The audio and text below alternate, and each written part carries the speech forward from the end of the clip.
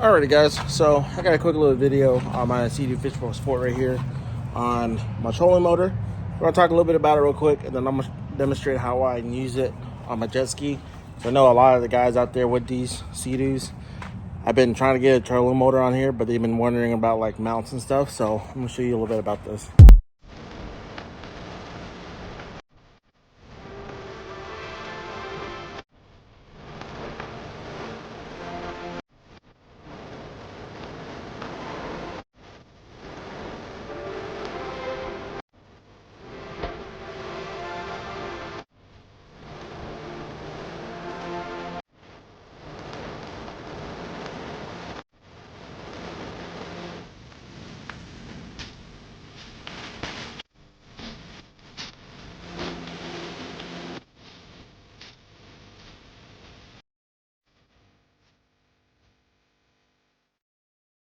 All right, and we're gonna go ahead and jump right into it. So this is my 2022 fishpro sport that I picked up brand new in 2024.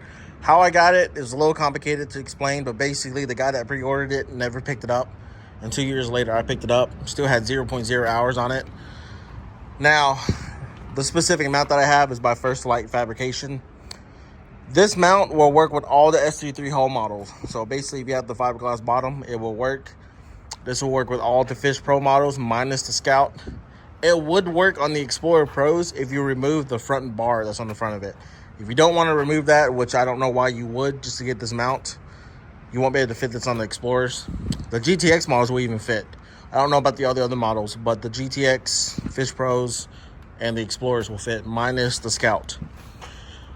Now, to get into this, this is a all aluminum marine grade mount made by First Light Fabrications. They're based out of, I believe, Australia or New Zealand. I'm pretty sure it's Australia. So when you're getting into mounting this thing, you don't have to disassemble anything on the inside to mount it. So these are really coarse screws. There's 5 on this plate. There's 3 on this plate. The way this mount works is it ties this surface together along with this angled surface together. So it gives it 2 different like pressure points to where it doesn't crack the hull. And also, they give you this really strong adhesive that's also a silicone. You can kind of see it right here. It's a really strong adhesive that goes on the back of both plates. I mean, this entire plate is covered in that adhesive. So I have no doubt that this mount will stay on there. I've had this mount on since October. It's now February now. And I've jumped waves with the trolling motor on and everything. I noticed not a single crack, stress mark, or anything like that. So this mount has been really good. Now, originally, this mount is supposed to butt up with the bumper right here, but I like it farther back because of the specific trolling motor that I have, and we'll get into that here in a second. But yeah, overall, great mount. Love it. Looks stylish, looks sleek. Like the honeycombs in the front. It's just a great design. And I did add the quick release mount because there are times where I go into the ocean, I do not want this trolling motor on there. But then there's also times when I go like places, I want to take this off and not just leave it there so people can come and take it. Now, getting into the trolling motor. So this is a little project that I worked on, and it turned out great. So backstory of this thing is, this is a freshwater rated Minn Kota power drive that was originally on my dad's boat. Well, we took it to the salt water, killed it because we didn't clean it. So salt water definitely killed it. And we replaced it with a Altera, which is basically the automated trolling motor that goes up and down by itself. But this thing sat in the garage for a while. I think it's like a 2018, 2019 model. It's somewhere back there. It's a few years old. But what I ended up doing was I rebuilt this whole thing. A guy on Facebook Market had this entire shaft. It was brand new. That was shipped with the wrong trolling motor. But it's a 12 volt, 55 pound shaft. But it's a brand new shaft that I bought for $150. It's saltwater rated. It's 12 volts, 55 pound thrust. As for the base and the plastic, I kept the original steering housing, which I'm surprised it still works. I kept the original plastic because I like the black and white theme. Kind of matches the jet ski a little bit. But I did go with completely saltwater rated, 12 volt, 55 pound thrust internals with spot lock. So I got a brand new head on the front. It's like a head unit. The head unit is actually black.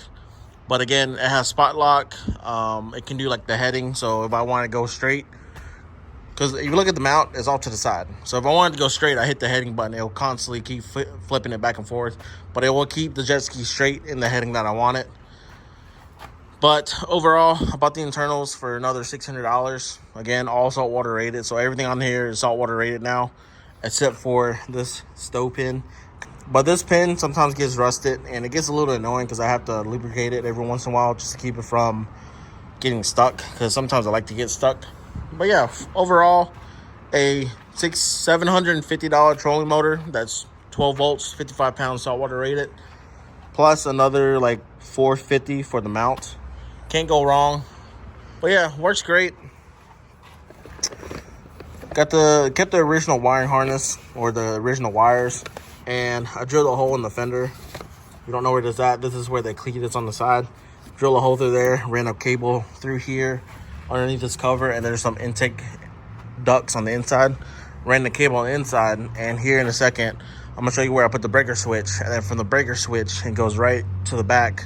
There's a trolling motor that sits on the inside of the hole, so you'll be able to see that. Well, you won't be able to see the battery just because I don't have a video of it, and honestly I'm not going to take it apart right now just to show you guys, but I do have to take it out soon to repaint the plate that I put it on.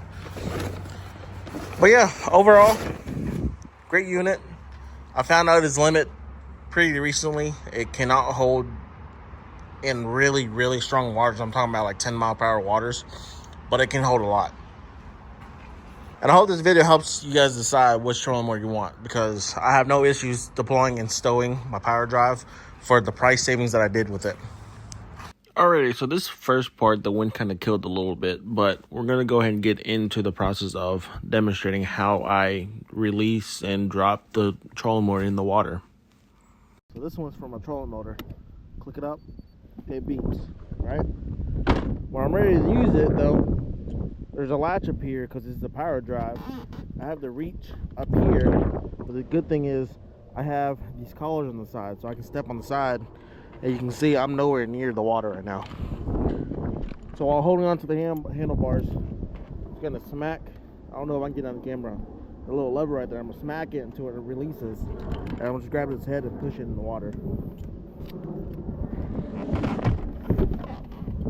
All right, so it's released. Just gotta wiggle a little bit. I have the tendency of letting this thing slam down, so we're gonna ease it in the water, and it locks in just like that. Now obviously you got a remote. Now it's not quite in the steering housing right now, so what I'm gonna do is I'm just gonna turn it until it pops in. It'll pop in here in a second. There we go, just drop down. Now it's good news. Obviously you hit the fan motor, or the fan controls the motor, hit the up and down. Controls the plus and the minus, controls the speed. Obviously you can steer with it. And then the main feature I bought this for was spot lock, which is this anchor. So you hit that anchor, it's gonna rotate by itself backwards and bring me right back to where I press that button at. Comes in handy. But now we're gonna go ahead and bring it back up. Now, as you can see, we've got a rope right here. As I'm pulling on the rope, I can actually hit the stow button down there. Try to get this on camera. So as I'm pulling it, hit the stow button, and it's a one-hand operation. Pull it back and we're good to go. I can turn off the breaker if I wanted to, but the thing is, the motor is not going to be active anymore because it is in the stow position. But safe measures, just come in here, hit that breaker, and we're good to go.